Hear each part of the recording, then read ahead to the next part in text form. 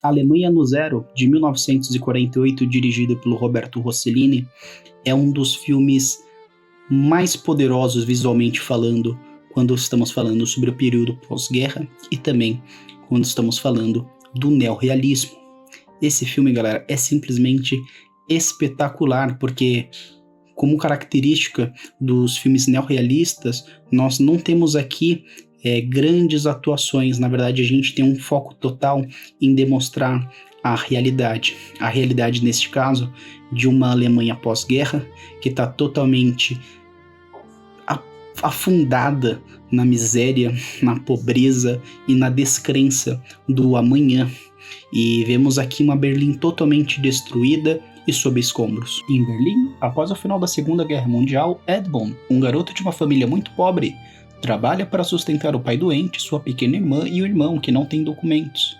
Um dia, ao conversar com o antigo professor, fala do seu pai enfermo e entende ter recebido um conselho para matar seu pai, que é um peso morto. E a partir disso, ele começa a considerar a ideia. E as atuações são competentes, mas não exatamente marcantes, o que para mim não termina sendo um problema.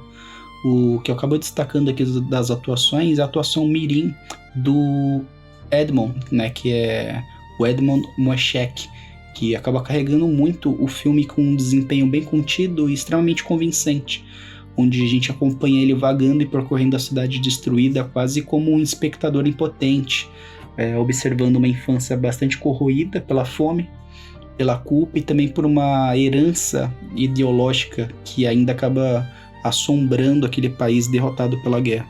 O roteiro também eu acho ele muito bem amarrado, ele constrói com cuidado o retrato social e psicológico do povo alemão, expondo as suas angústias e as contradições de uma Alemanha fracassada pela guerra.